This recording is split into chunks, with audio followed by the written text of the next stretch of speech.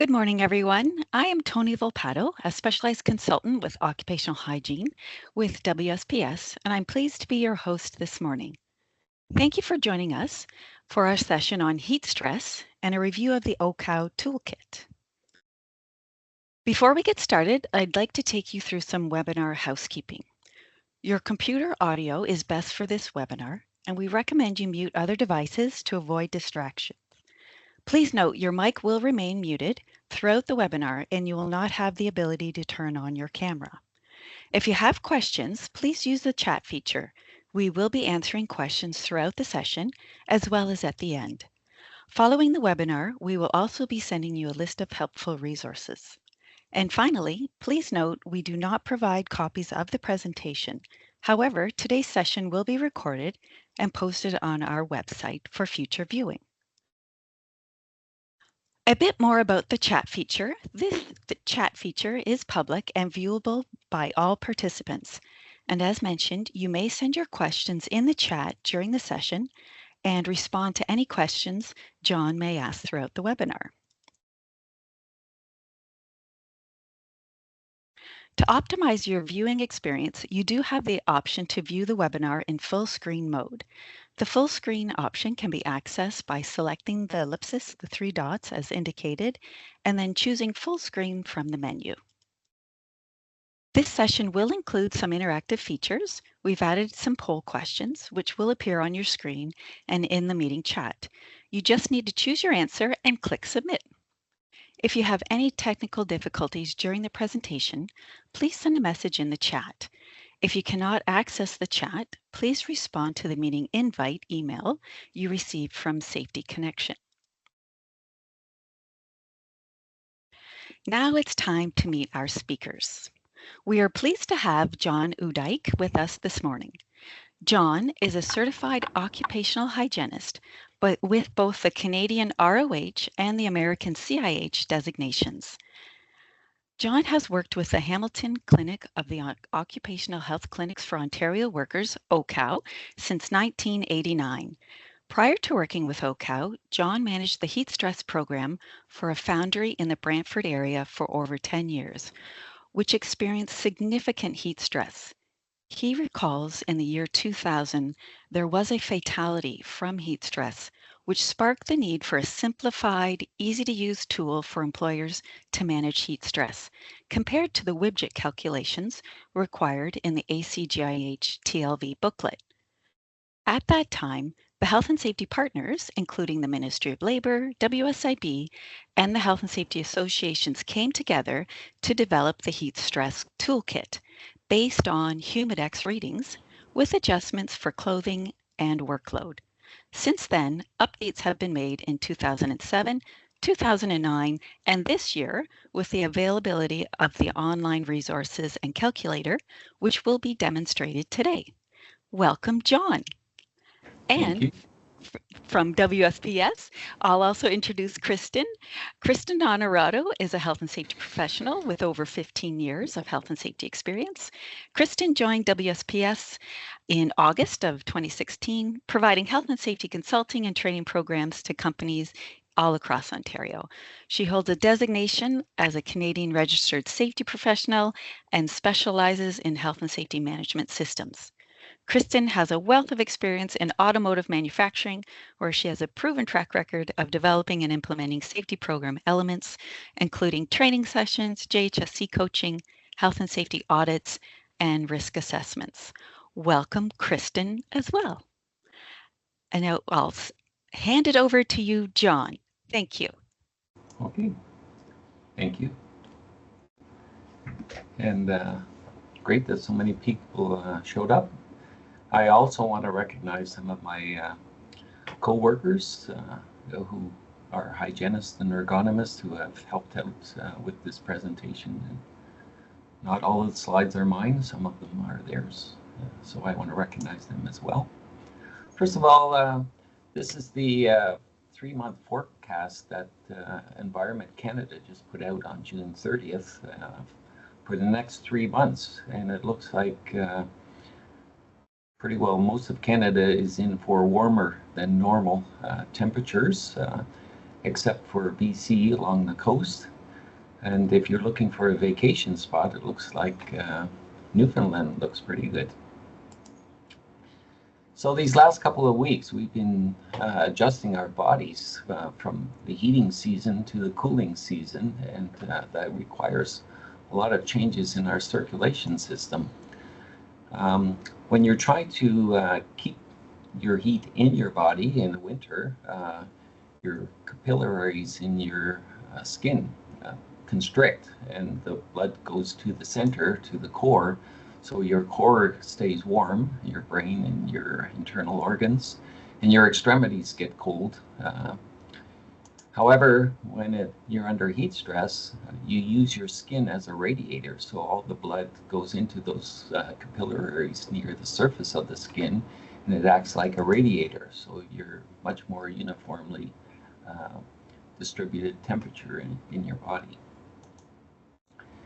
Now, when we switch over from winter to summer, one of the first symptoms when we experience the first wave of heat is fatigue. And this is normal. Your body's circulation system is trying to adjust, and you need to make sure you get lots of fluid and rest, and it should be a passing phase. Heat rash is also something that usually happens at the beginning of heat stress season, and these are little bumps that can be itchy. And what it is the sweat glands get clogged, and then you get these little vesicles appearing. And again, trying to keep the skin dry, which can be difficult if you're sweating, and clean is the way to get over it. And it should also as your body adjusts to the heat in the summer, that should go away. Heat syncope, or fainting, is also a sign of your circulation system adjusting from summer to, or from winter to summer. And what this is, you may have seen this when you see these guards, when the queen or the king go by in their carriages. You see these guards standing at attention, and every once in a while you see one that keels over. And what it is the blood is pooling in the lower parts of the body, so the head doesn't have enough blood, and you get a temporary loss of consciousness. It can also happen if you're in the lunchroom, especially if you're on the afternoon shift eating a heavy meal. Your blood goes to your stomach to digest, and you stand up and you feel a little dizzy, and if it's bad enough, you may even keel over. But again, as you get more used to the heat, this should resolve itself. Sometimes it happens later on if you have an infection, if you're fighting a virus or something like that. Your body isn't in top shape, and sometimes your circulation system is affected. Now, heat cramps are a little more serious. These happen when you're exerting yourself, and they usually happen in the muscles that you're using, but they can also happen in other muscles, usually in the abdominal area. And what this is you're sweating out electrolytes, and you're not replenishing them fast enough, and so your muscles end up cramping. Replenishing your electrolytes through sports drinks is a way of quickly getting your electrolytes back. And as you progress through the summer, you get more and more efficient at sweating. Sweating is the way you cool it. So you want to sweat, but you want to keep your electrolytes in your body. And the further you get into heat stress season, the less electrolytes are released through sweat. Your body is able to hold them better. Heat exhaustion is getting more serious. That's when you start feeling dizzy and weak. You may feel you're doing some physical work, and then all of a sudden it's like your muscles give out. Something that you did 10 minutes ago, you can't do anymore. Profuse sweating. If the sweat is dripping off your body, it's not evaporating, and it's not doing you any good. So dripping sweat is a sign that you're overtaxing your cooling system in your body. So here we'll have a poll. Which organ in the body is most susceptible to heat stress?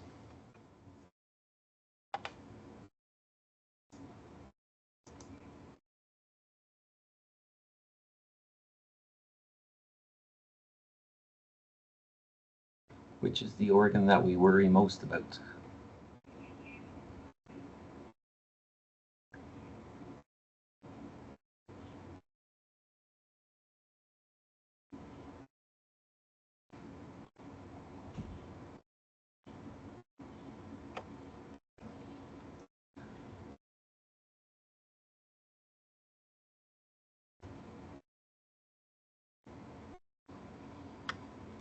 Okay, I see that we pretty well saturated the responses, so here come a few more.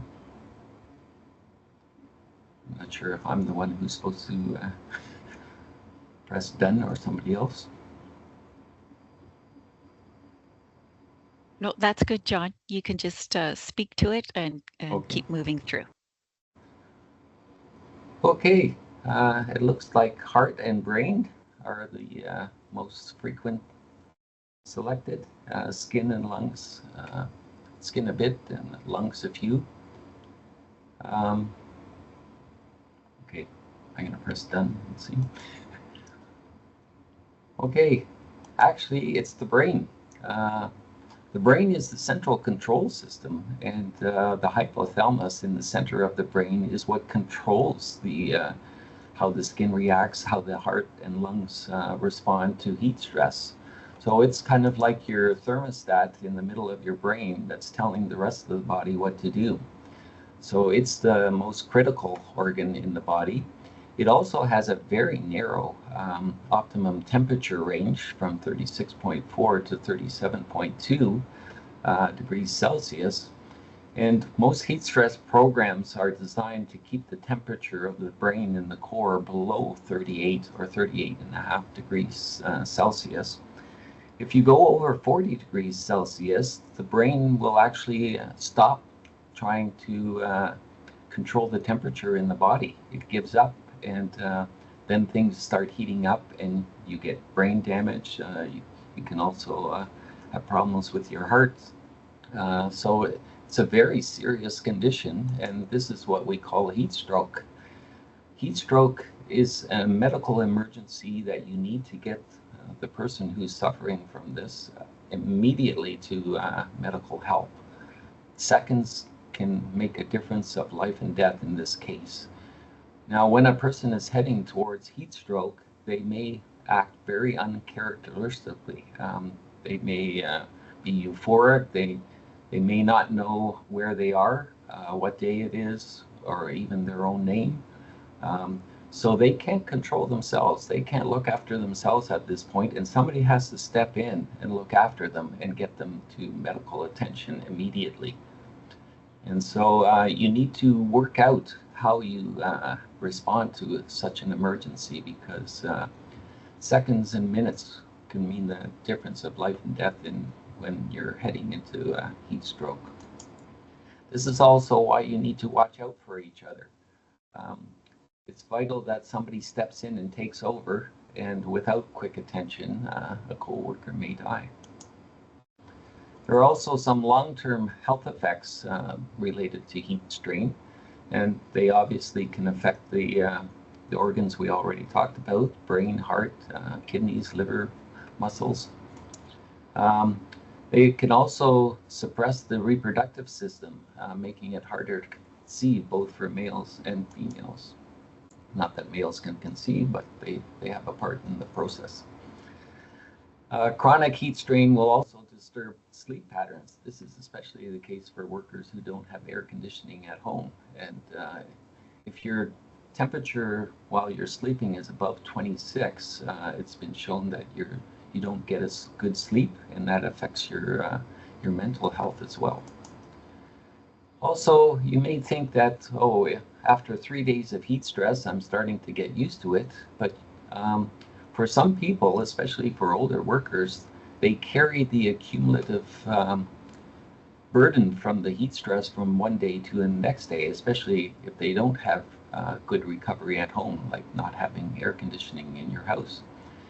And so by the end of the third day, they will be carrying some of the residual strain from the previous days. So the third day will be worse than the first day for heat strain. And so you might think you're getting used to it, but 3 days, 4 days, 5 days in a row, it adds up. John, So, there was a yes. quick question. Just Yeah. when you mentioned about the giving water as one of the recovery or relief mechanisms, does the temperature of water impact anything? Like, should it be very cold? Should it be cool, room temperature, or is there any impact on water temperature that we're giving? I'll be talking about that later, so if I can leave that till later. Sure, that would be great. So what are some of the risk factors for experiencing heat strain? A very small body size, but a very large body size also has risk factors. If you're older, if you've had previous heat illness, if you've had heat stroke or some serious heat health effects previously, that doesn't make you more immune to it the next time. It actually makes you more susceptible to it. Heart disease, kidney problems, high blood pressure, diabetes. If you're a couch potato, you're more susceptible, but if you're an athlete, you can imagine running a marathon before you go to work on the afternoon shift, and you'll be heat stressed before you even get into work. So if you look at the list, sooner or later, we're all at risk. So the question is, with all these vulnerabilities, who typically gets heat stroke? And you might be surprised, but it's the young, physically fit males who get heat stroke more often, except for sick older people. These pictures are actually of people who died of heat stroke, and the picture on the right is from France. In the 2000s, they had some heat stress there, and the long-term care facilities didn't have air conditioning, and tens of thousands of seniors died in France during that time. But the football player and the baseball player were both in training, and it was a 5-day heat wave, and at the end of the heat wave, they both died. Indirect health effects, well, obviously, if you're hot and tired, you're going to be less accurate in your job and less efficient, and that may also lead to more accidents. As we mentioned, it could be reproductive problems and strain on your heart and lungs.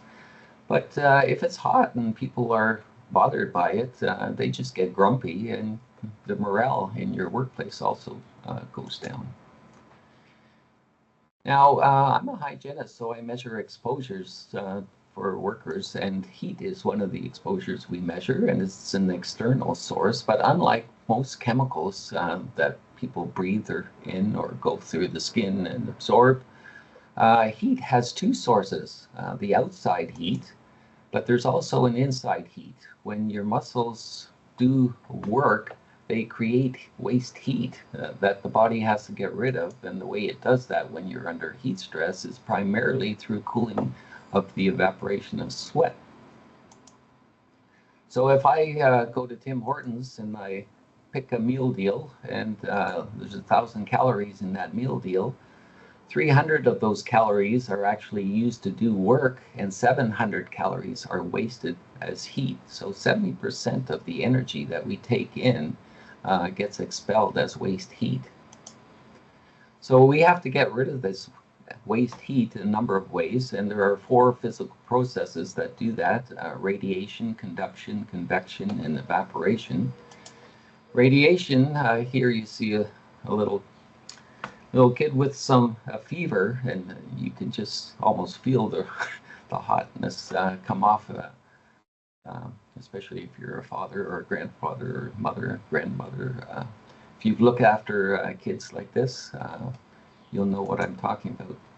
Convection, when you blow on soup to cool it down, you're using convection for cooling purposes. And the radiator in your car is a combination of that. It obviously radiates the heat, but it uses a fan to drive it, and that's convection. Conduction we usually use to warm up rather than to cool down. So here's some hands on a radiator trying to get warm. However, you can put cold packs inside of vests, and that's a way of putting cold containers against or close to the skin, which will cool the body through conduction.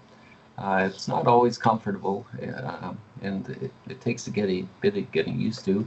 And on hot, humid days, you get a lot of condensation, so your vest will get wet as well.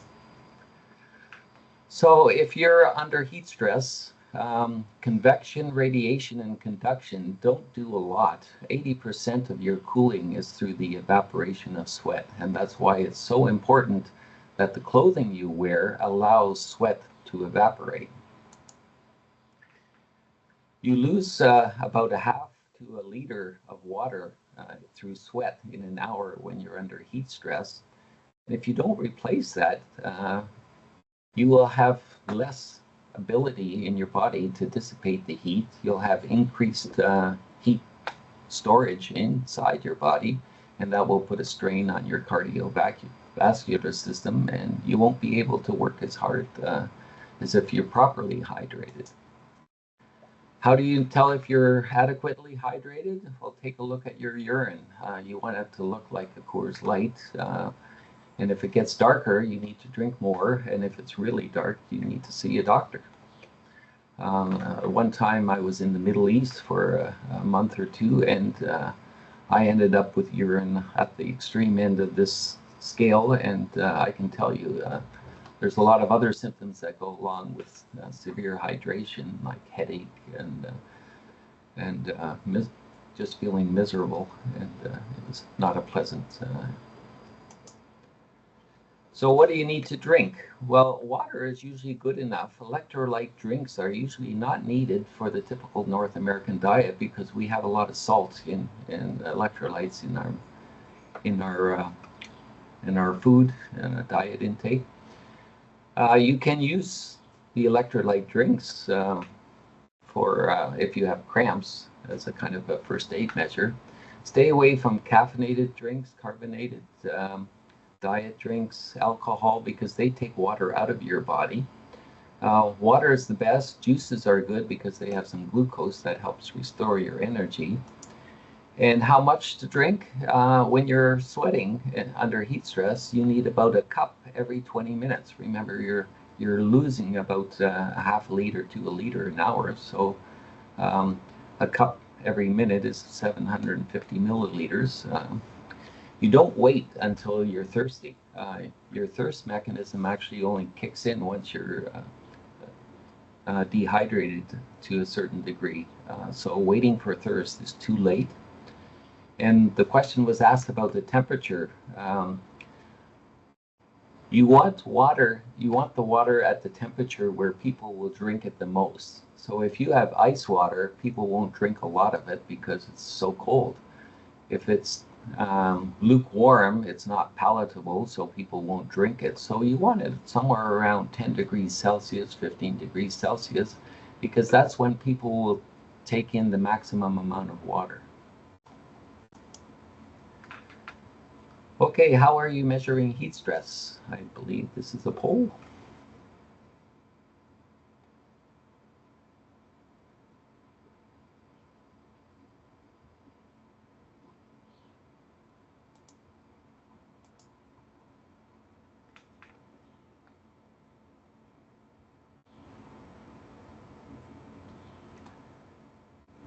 Wow, a lot of people are using Humidex. So we're preaching to the choir today.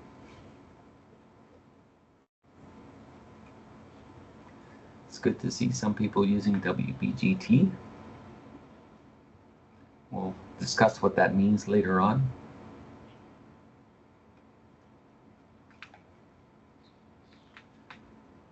So a little bit concerned about people using nearby weather station unless they're working outdoors.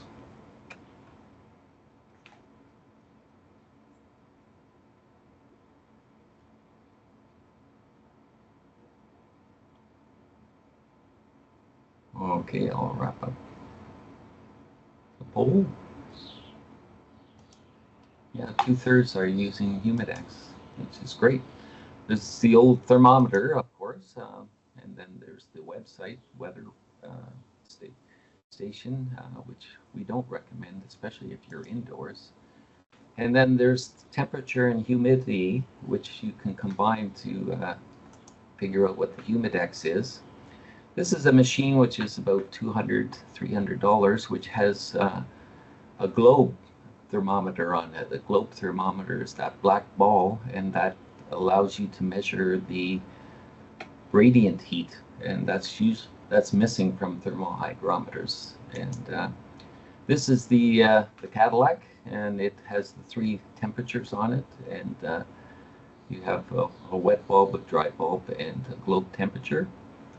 However, if you're measuring heat stress, really the gold standard is measuring your body temperature. So the gold standard for managing heat stress is the American Conference of Governmental Industrial Hygienists Heat Stress and Heat Strain TLV. And this has been recently updated during the pandemic. They revised it. And the tools that we're going to talk about will start at the physiological monitoring, measuring body temperature, but we'll work our way up through screening, through the Humidex, and then supported self-management. And some of these tools are more complex. If your heat stress situation is complex, then we recommend the more sophisticated ways of evaluating it. But if it's simply just hot weather is the main source of your heat stress, then Humidex or supported self-management is probably an easier and more simple way of managing. So the ACGIH TLV specifies a core temperature limit. So they use 80 or 38.5 as the limiting core temperature for physiological monitoring. And in the old days, I'm old enough to have experienced this, they used to put the thermometer up your rectum, and that's how they took your core temperature. Fortunately, these days it's a little more civilized, and we put it under the tongue or in the cheek, and it doesn't have glass and it doesn't have mercury that can break, and so it's a lot safer. You can also take it in your ear or on your forehead. There are also these pills that you can eat or swallow, and they go into your stomach, and they send out radio waves that can get picked up, and it can tell you what the temperature in your core temperature inside is. That is until you eliminate it. So if you can't control the exposure to below the exposure limits, then the ACGIH recommends heat strain monitoring criteria, which is based on monitoring heart rate and or body temperature. However, notice at the bottom, exposure should stop with signs and symptoms of heat exhaustion or heat stroke, or with a request to stop regardless of what the physiological monitoring may indicate.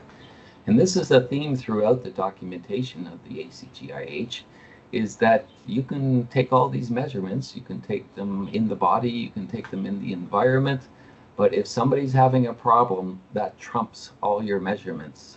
There's no place for saying, oh, you can't have heat stress because the temperature is only whatever. The symptoms, you need to respond to people with symptoms regardless of what the measurements are. We have a booklet that's available online that describes some of the physiological monitoring aspects. Like there are Fitbits and ways of monitoring a person's temperature and heart rate.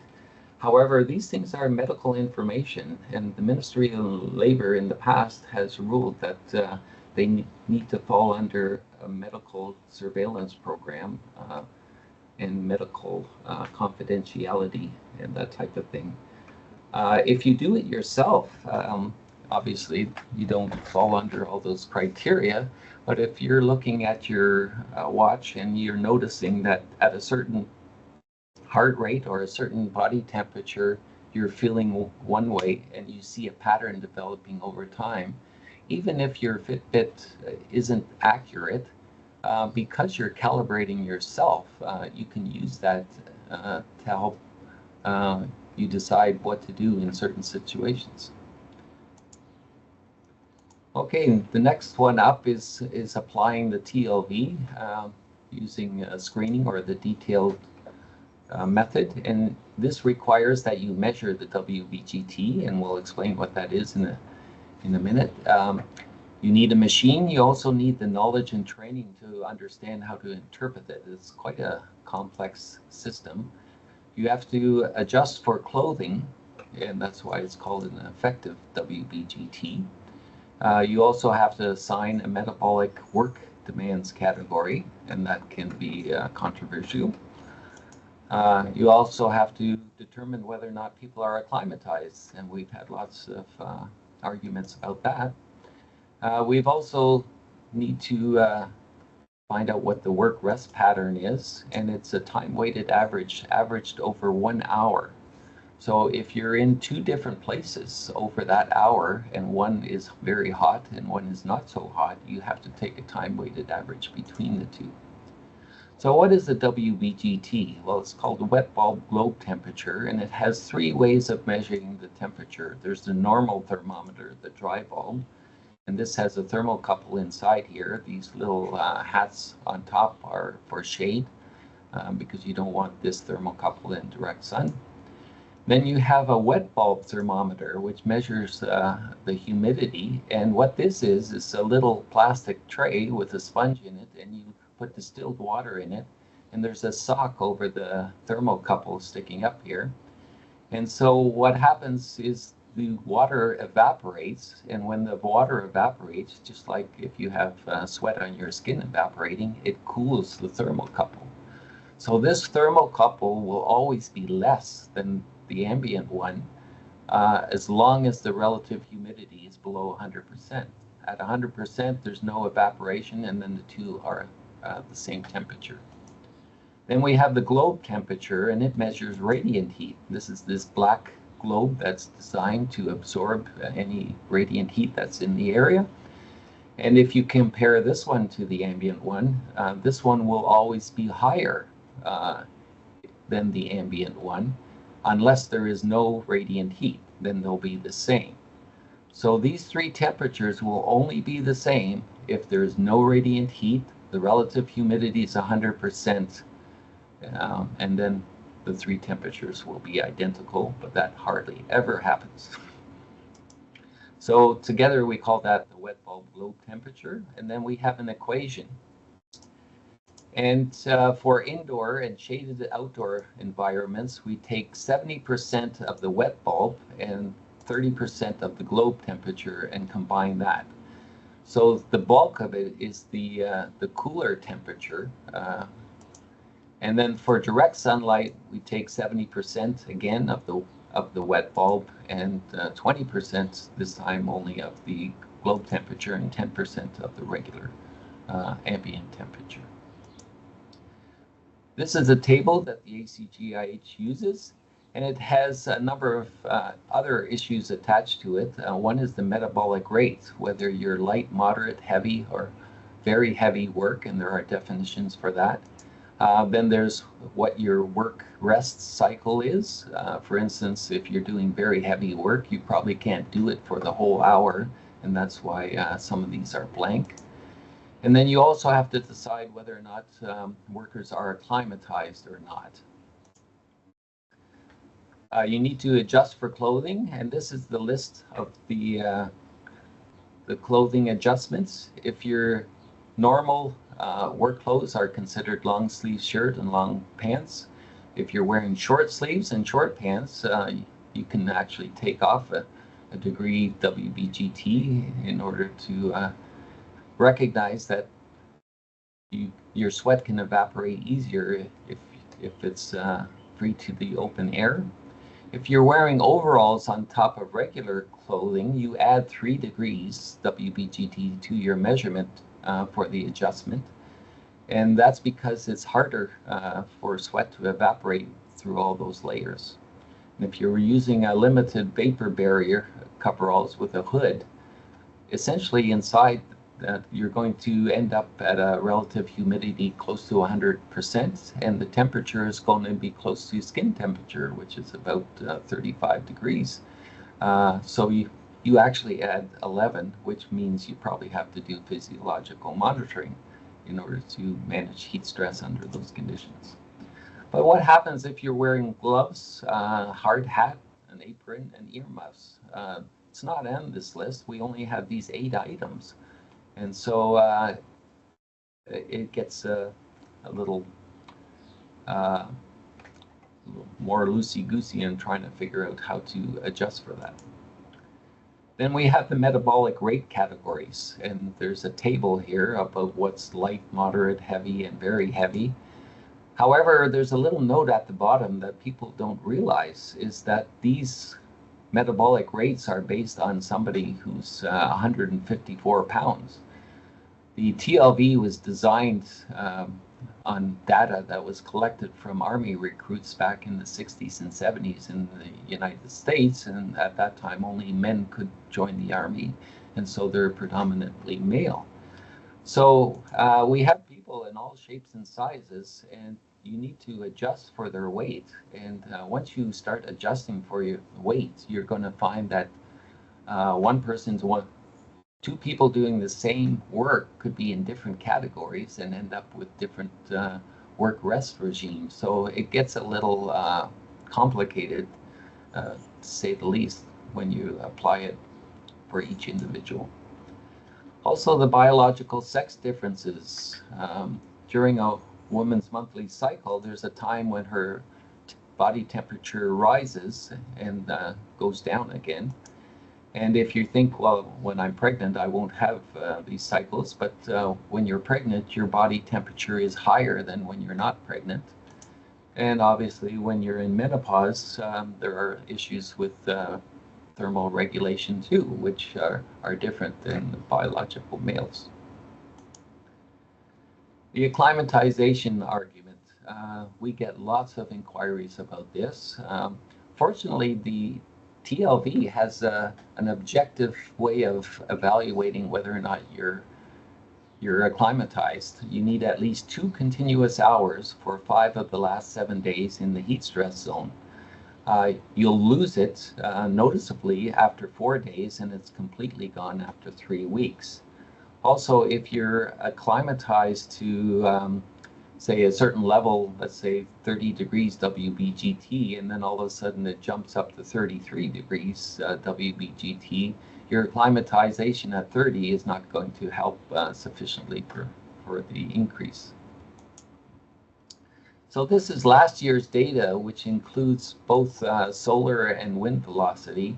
So if you were working outdoors, we counted the number of days that you were above 27.5 degrees WBGT, which is the criteria for acclimatization for heavy work. And we found that only 3 days in the beginning of July, 1 day at the end of July, and 3 days at the beginning of September were in that zone. So we never did achieve 5 of the last 7 days. The recent heat wave that we had also was a 3-day window, which did not achieve acclimatization. So for the climate in southern Ontario, it just doesn't get hot enough, long enough, in order for people to be acclimatized. I have seen some summers where we did get 5 days out of 7, but then people lose it by the time the next heat wave comes along. So the ACGIH also talks about annual training and pre-job training about heat stress and strain, what the heat disorders are, how to mitigate those disorders, and an emergency plan. As I talked about, if somebody has a heat stroke, you need to know how to get them to the hospital as quickly as possible. And in our calculator, we put together a table which evaluates both the delivery and the content of your training program, so you can evaluate it. So using the TLV is pretty complicated. You have an expensive machine that you need to buy. You have a TLV that you have to read, and it's about 40 pages, and you have to understand it. So you need some background in industrial hygiene. You have to make the adjustments for clothing. You have to realize that metabolic rates are pretty complicated and need to be adjusted for weight. And acclimatization probably doesn't happen in southern Ontario unless you're exposed to a lot of heat in your process, such as, say, somebody tending a molten iron furnace or an oven or something like that. So we look for a simpler way of dealing with it, and we were approached back in 2001 after there was a death, a heat stroke death in a bakery in Barrie, and CAW, which is Unifor now, said, can you please make something that's a little more understandable? The WBGT just doesn't do it for us, and we're familiar with Humidex, so can you translate that WBGT into Humidex? And we had done that in the 90s already, but no one was interested. But once this heat stroke death happened, all of a sudden there was an interest. So we piloted it in the Oshawa GM assembly plant, and based on that pilot, we made a few adjustments. But that's when we came up with the Humidex heat response plan. So what basically we did is took the unacclimatized moderate category, and we collected 7,000 measurements over the summer of 2002. We had 3 students who were hired just to measure Humidex day and night on 3 shifts for the whole summer, and this was the equation that we came up with. And so we created this table based on the ACGIH TLV. So it's a simplification of the unacclimatized moderate category. And there are 5 steps that you need to follow to use this, and I'll go through them. First of all, training. Training is probably the most crucial element, and this can literally save somebody's life. People need to know what the symptoms are, how much to drink, and they need to learn to listen to their bodies. We have an algorithm that scores the delivery and outcome items for training programs based on how recent it was, how long the training session was and what type of training, but also a list of outcomes, whether or not the worker and the supervisor understand that the amount of water they need to drink every 20 minutes. There's about 20 items that you can click off, and then it will evaluate your program. There's also, you need to select a measurement location. You need to be close enough to workers to be representative of their exposure. And we generally think that should be within 10 meters of the worker. And don't use the weather station unless you're working outside. Then the weather station might be representative, but the weather station will not represent what's happening indoors. In fact, the peak hot weather during the day outdoors is somewhere around 3 o'clock, whereas indoors it's usually around 7 o'clock. So it makes a big difference. Measure the workplace Humidex, and that's fairly easy. You need the temperature and humidity. You can get these hygrometers. And you should probably start measuring at least hourly once the Humidex reaches 30. However, again, never ignore anyone's symptoms, no matter what the measurement you have. So the way we used to measure it is 2 thermometers, one with a sock on it with a sponge with some water. So it was the wet bulb and the dry bulb. It was also in a sling psychrometer, which would speed up because you're flipping it through the air, and careful not to break the glass and the mercury inside. And then you calculate the difference, and that gives you the relative humidity. However, a thermohygrometer is quite accurate and is very cheap and doesn't have the glass and the mercury.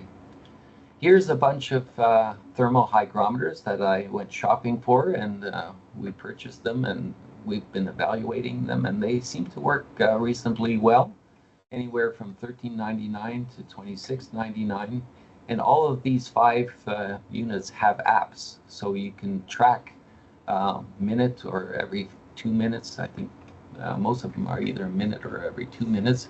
And you can download the information for the last couple months in an Excel spreadsheet.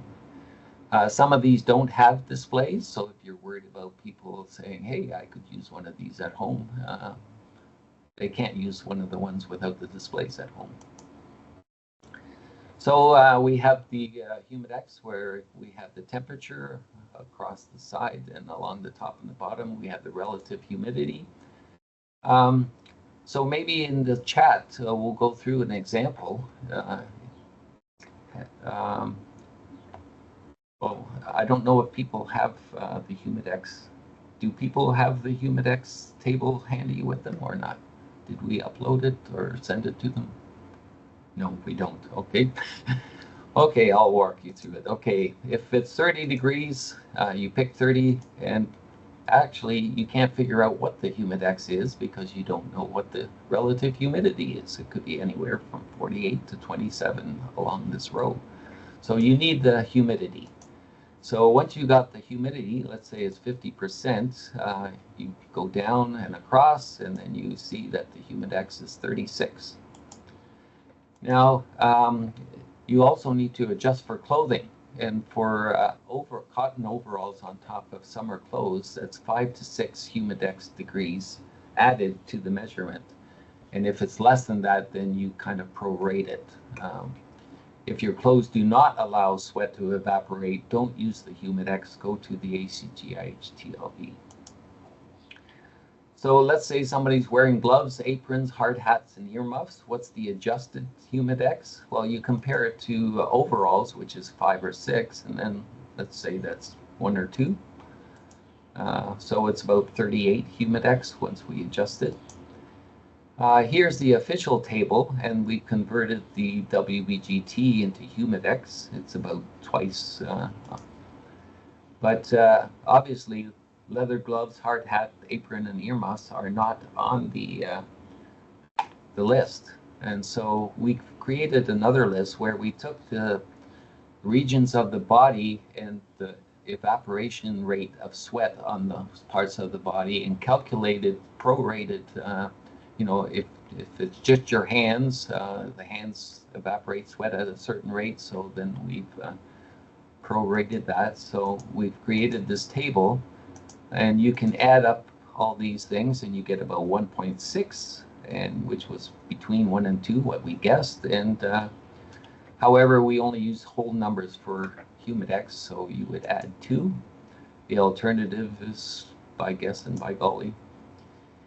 And you also need to adjust for radiant heat.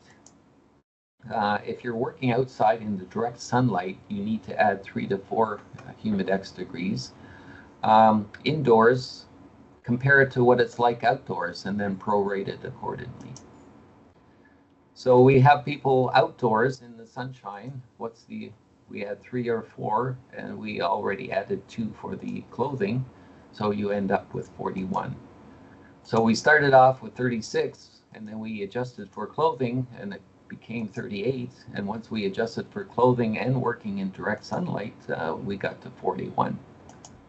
However, people do take breaks, and if you have a break, a cafeteria we were recently in had the measurements of 25 degrees Celsius and 60% relative humidity. So if we calculate what the Humidex there is. We take 25 degrees and 60% relative humidity, we get a Humidex of 40. And so we need to calculate a time-weighted average with a Humidex in the cafeteria of 40. A time-weighted average is adding up all the measurements taken over the hour and dividing it. And it's a fairly simple mathematical equation. And I fixed these numbers so they work nice. So if you have a 20-minute break in the cafeteria with a Humidex of 30, and your workstation is at 36 before we adjusted for clothing and sunlight, the TWOA would be 20 minutes divided by 60 minutes times the cafeteria Humidex, which is 30, and 40 minutes at 36 degree Humidex divided by the hour, and you end up with 34. And then we have to add the adjustment for clothing and for outdoors, and so we end up with a time-weighted average of 39. So we had 41, and now we adjust for time-weighted average in the cafeteria, and we get 39. Now we have a calculator online that can do this for you, and it's has 6 assumptions, though, that you have to accept or respond to before you get to do the calculation. First is evaluate your training program. Secondly, do the clothing adjustments. Confirm that there's no significant radiant heat. If there is, you should go to the WBGT. Specify whether it's indoors or outdoors, and accept the fact that we're using moderate unacclimatized assumption, and confirm that the measurement location is within 10 meters. So if you don't accept these assumptions, then we recommend you go to the detailed WBGT. And we have a part of the calculator that can do that as well. So you get a list of your assumptions that you've filled in, and then you calculate and get the answer. Now, I imagine there are some hygienists in the audience, and therefore I would talk a bit about measurement error range. The sensors, even the expensive ones, are generally plus or minus 0.5% or 0.5 degrees Celsius on the temperature, and plus or minus 5% on relative humidity. So if your temperature is 30, you could be anywhere between 29.5 and 30.5. And if your relative humidity is 60%, you end up between 55 and 65% relative humidity. So if we take the chart and plot that region out of the error, you see it crosses 3 work-rest regime categories. So the accuracy of these measurements you need to be quite careful with, because they could span a range of responses. So we have a version of the Humidex plan that has the adjusted Humidex on one side and the WBGT on the other side. So if you're wondering how they line up, that's available too. We also put together the same table as the Humidex, except with WBGT units, and we use Thomas Bernard's work on this, and it's set up the same. You take the temperature and relative humidity, and you can figure out what the WBGT is. At the bottom it says you need to add 2.2 degrees Celsius WBGT for direct sunlight, plus you also need to adjust for clothing. So there are varied approaches, even within the same employer and the same unions, and some collective agreements actually have temperatures written into them and spelled out. Other people use the TLV or take WBGT measurements, and other people just manage their way through the system, and whatever works for you, if it works, that's great. We're not biased to any one system. We have a 10-page standard operating procedure, which is available. I think somebody was going to upload it to the chat, so you can download it. Feel free to copy and paste and use whatever you like in it.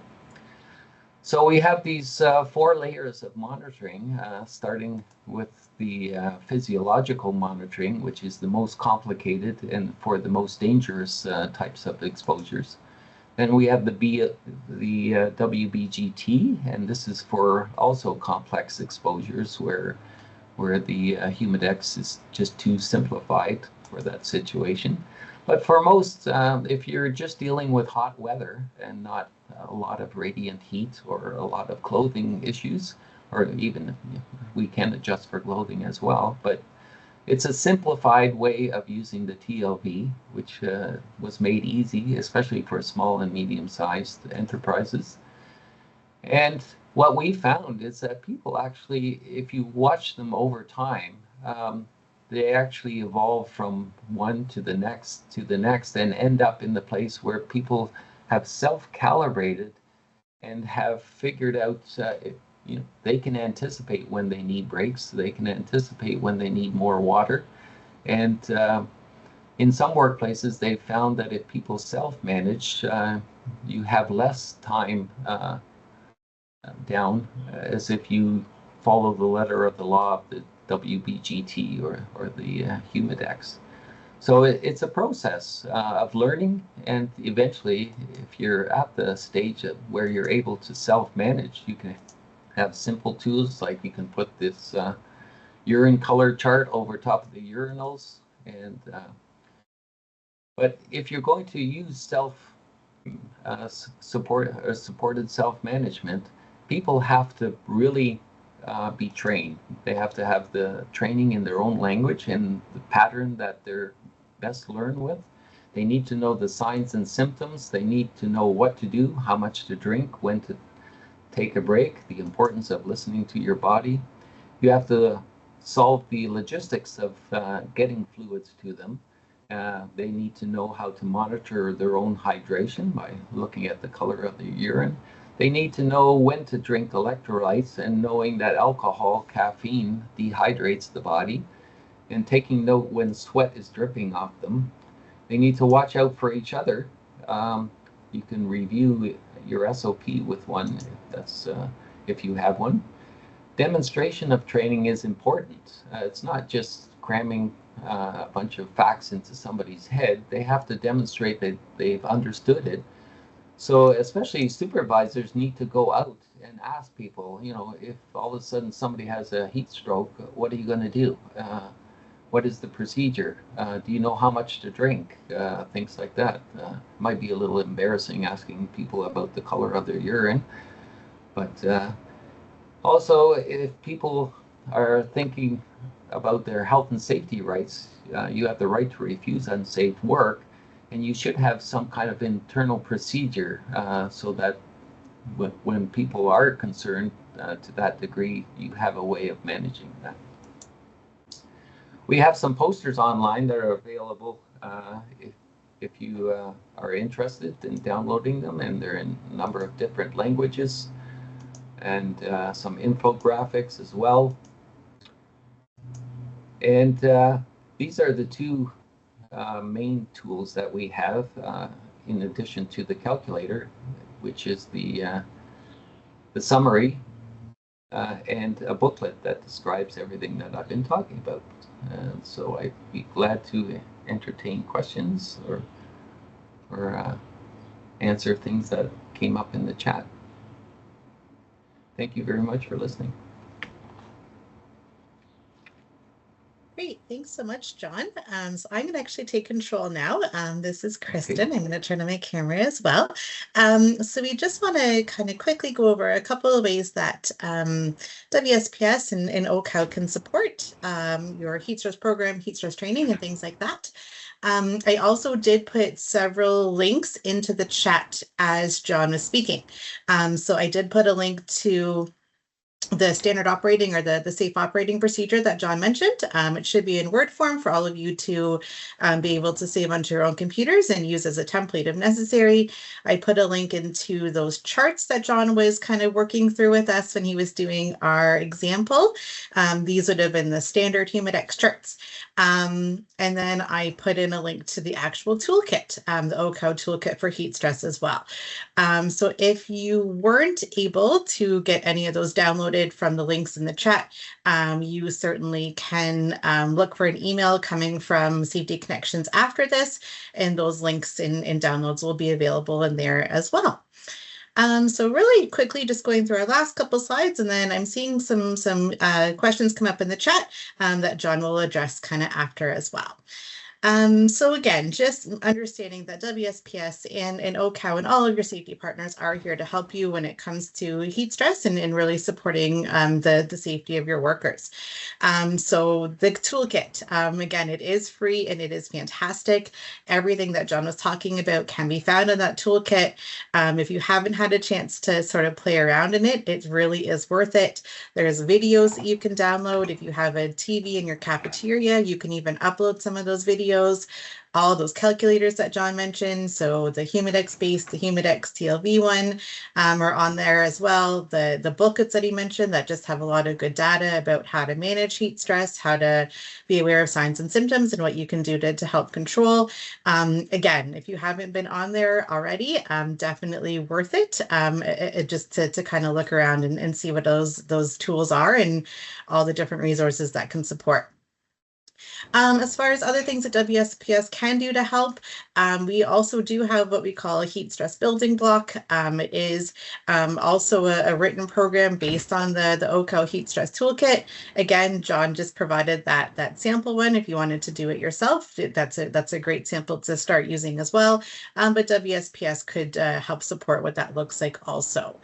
As John did mention, there are some times where certain circumstances do require us to go to that ACAJH heat monitoring program instead, right? So there are those times where we've got that significant process heat, or we don't have that ability to kind of sweat and regulate our own heat, and ACJH is the right answer in those areas.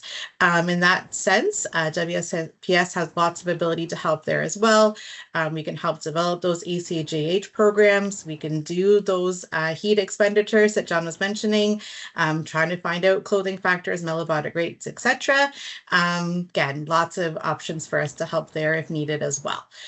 So do feel free again to reach out. I think that John's email is about to come up as well as mine if you do have any additional questions. But again, I see some questions coming up in the chat as well. So John, I can read them out if you'd like, or I don't know if you can see them, but we can certainly go through any questions that you might have for John at this time. Yes, I can see them, and I just typed up an answer to one of them. People have noticed that Humidex 2 is gone. We created Humidex 2 for workplaces that had acclimatized workers that have a lot of process heat and regular approach, but we found that people were abusing it. I even had a lawyer tell me that she thought everyone in their workplace was acclimatized in early May for the first heat wave. And that was not the intention of it. So we actually took it out. If you think your workers are acclimatized, then we suggest you use the TLV. You probably have a very sophisticated exposure, heat stress exposure, and you don't need a simplification. Then you need to use the gold standard, and therefore we took it out because we found too many workplaces were assuming everybody was acclimatized right from the start of heat stress season, and that was not the intent.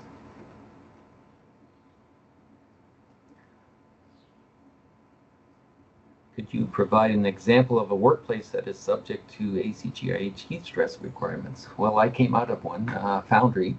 You have molten iron. You have people, for instance, who slag the furnace, who have to wear aluminized suits, which are impervious, so the sweat can't evaporate. And I stood beside one of those folks who was slagging a furnace, and I was holding my WBGT meter, and I had to keep switching hands because the skin on my hands were burning from the radiant heat from the molten iron. And eventually, once you get over 50, 55 degrees Celsius, the LCD display conks out. You can't see the display anymore. And at that time, I was sweating so much that my toes were swimming in my boots. Those are the type of places that need to use the TLV. If it's just hot weather, you should be able to manage with the Humidex, which is a simplification of the TLV. So you're still using the TLV, but we just made it easy for you. If you don't like the fact that we're using unacclimatized moderate work, then you should use the WBGT and use the TLV and do it properly.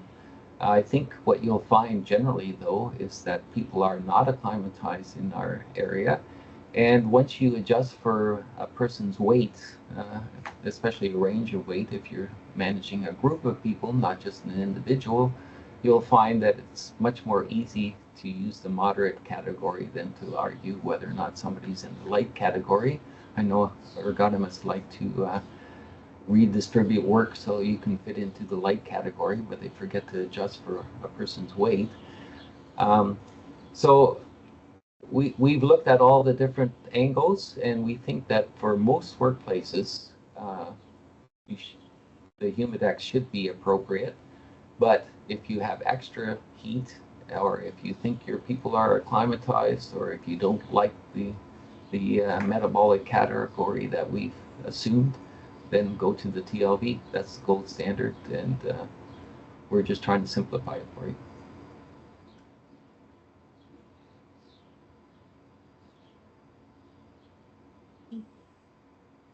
John, it looks like there's a question there. Thank you for the presentation. Is the OCOW toolkit recognized by the Ministry of Labor? That's an interesting question. The Humidex plan is worked into the guidelines, the heat stress guidelines, for a number of different provinces. I think BC, Alberta, Manitoba, Nova Scotia, a number of provinces. Ontario has been a little cool towards us. At one time they did recognize it, but I don't see too many endorsements from Ontario Ministry of Labor lately. There was a question about how it compares to the proposed regulation that the ministry had proposed last summer. And the proposed regulation was just only based on acclimatized workers, and we argued very strongly that that's inappropriate for Ontario because people aren't acclimatized. And I showed you some of the climate data that we collected, and if people were working outdoors in the sun all summer, they weren't acclimatized. So basically, if you have a regulation that's based on acclimatized workers, it would never kick in. So last year, it wouldn't have given anybody any relief because it just wasn't hot enough.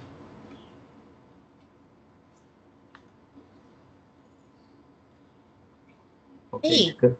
One more question from Nadine, I think, John. So just to confirm, the OCOW Humidex methodology can only use measured Humidex, not from Humidex from Environment Canada. Is this correct? So basically, could we use the Humidex right from Environment Canada, or should we be taking those readings within our workplaces? You should be taking them within the workplaces. As I explained, the outdoor Humidex will be different than the indoor Humidex. If you are working outside, then the nearest weather station will give you a good approximation of what you're exposed to. However, you have to assume that you don't have any extra heat sources. Like there are agricultural workers who drive tractors that emit a lot of heat, so they may have an additional heat burden from the engine of the tractor they're driving. You could be unloading a truck on pavement, black pavement, which radiates heat which could be very hot. So there are unique situations where the outdoor or the weather station Humidex would underestimate the exposure of even outdoor workers. So the thermal hygrometers are very inexpensive and they're fairly accurate. However, you can't put them in the sun. You have to put them in the shade, and you have to make the adjustment yourself for it. Also the Environment Canada Humidex is not adjusted for clothing or for working in direct sunlight. No, I wouldn't recommend using it. You might use it as a trigger of when you see the Humidex is going to be over 30. Oh, that's when you should probably start your program in your plant and start measuring things and putting out announcements, getting water ready, adjusting your production schedule and things like that. Great. Thanks, John. Hopefully, Nadine, that helped. If not, let us know and we can give some further detail to that as well. So I think follow up then from Nadine, John. So does the OCO guideline information for the additional radiant heat basically include asphalt, construction workers, etc.? Yes. If you look at step number 5, which is adjust for radiant heat, that's included. So if you have asphalt workers who are working in the sunlight, you have to add the 3 to 4 degrees Humidex to them for the sunlight. But the hot asphalt is also radiant heat, so you have to add some more on top of the sunlight for the radiant heat from the asphalt. And you got to decide, how does it compare to sunlight? Is it the same? The radiant heat from the asphalt, is it the same? Is it more? Is it less? In these difficult situations, we often recommend that you get a meter with a radiant heat. You can buy the Cadillac one that I showed that has the globe temperature on it, but there are inexpensive ones which are about $200-300 that have a globe temperature on it and measure. It's basically a thermal hygrometer with a globe temperature probe attached to it. And these will be able to measure the radiant heat, and you can make the adjustment for that. But here you're getting into complicated exposures where probably the TLV is better. If you start off with the TLV until you're familiar with it, then you can probably simplify it and know, for instance, how much radiant heat to adjust for. I'm not sure what kind of clothing people who are working with asphalt or in construction are wearing, the extra PPE they need, so you need to adjust for that too. It can be done. It takes it's a bit more of a challenge because you have to make more judgments about adjusting for the radiant and for the clothing. Okay, thanks so much for that, John. So I think that we really come to the end of our presentation. Again, we want to truly thank John for his time and the great information that he's provided. We will be on camera or online or in the session until 12. So if anybody does have an additional question, do feel free to put it in the chat.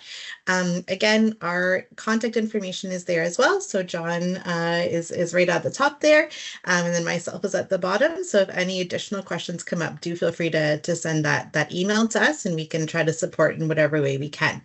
As always, you will, and I already mentioned, get an email from Safety Connections probably a few days from now at the end of the session. All those links that I put in the chat will be there. All the copies of those documents and forms and whatnot will be there as well. But I think at this point, I'll hand it over to Tony, I believe, for very, very final comments. But again, thank you all for joining. Oh, thanks, Kristen. And I think you covered everything I wanted to say. A big thank you to John again for joining us today, and really encouraging everyone to go right to the OCOW website. The toolkit is there, very interactive. And as Kristen mentioned, they even have great videos in a variety of languages. And all of the resources John reviewed today, you can click there.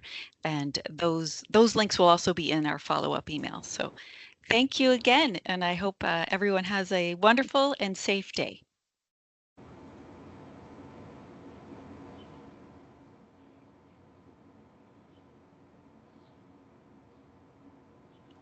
Okay, there's a question about walk through the calculation around slide 71. Oh, right. Let me find slide 71.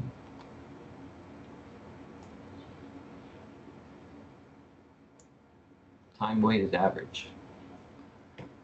Okay, yeah, that's probably the most complicated issue that we've come across, because what happens is people are measuring Humidex in their workplace, and all of a sudden they see it go over 45, and it says only medically supervised work should continue.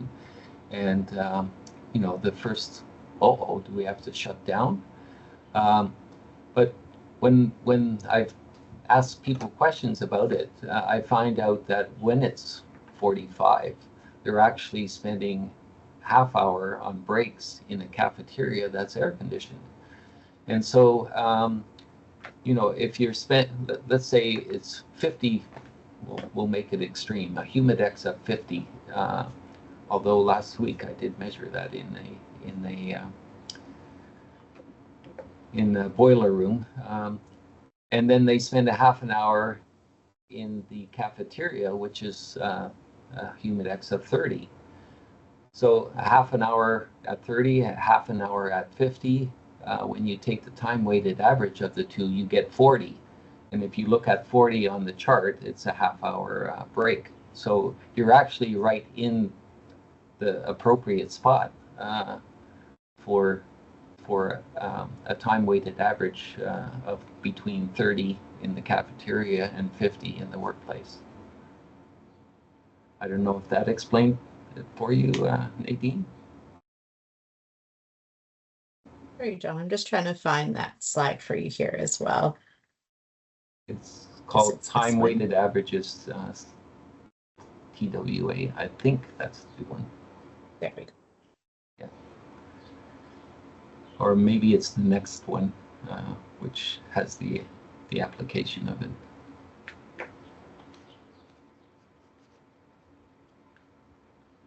Sorry, Nadine, I'm just trying to read which slide. So time weighted average is the one that's up now. The one with the green lines. I didn't know I used green lines.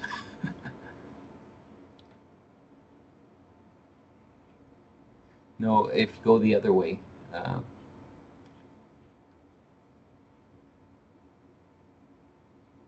Yeah, the next slide.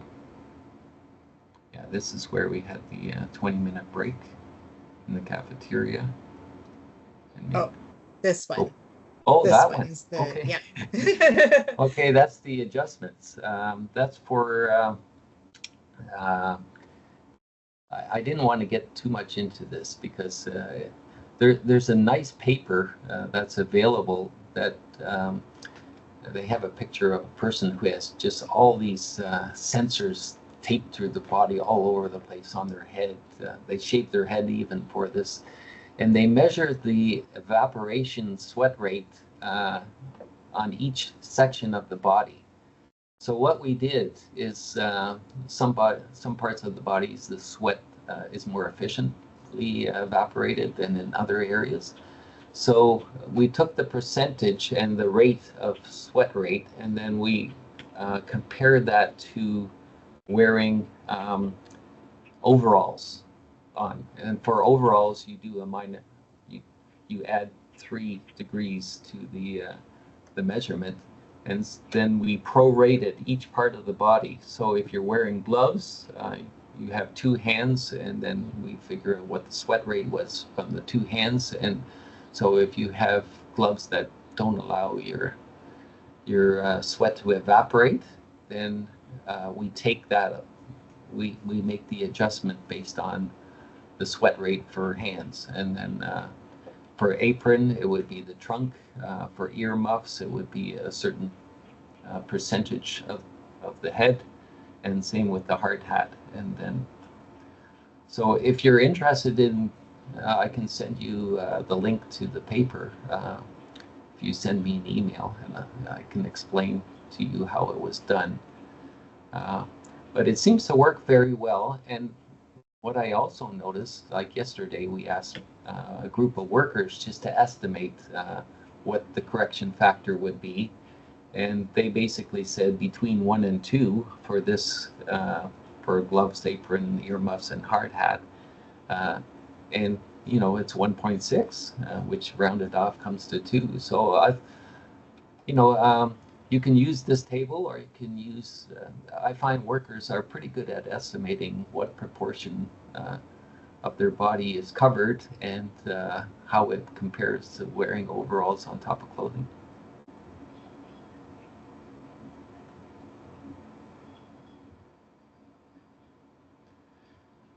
Yeah, this list was supposed to make it easier for people. If you have unique things that aren't on this list, we can actually do the calculations and provide them for you. If you have certain configurations of PPE that you can't find on these 2 lists.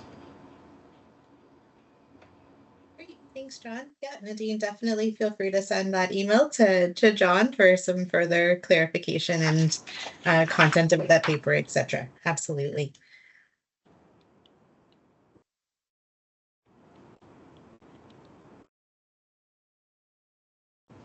Okay, thank you. And if there aren't any more questions, we'll just give another couple minutes.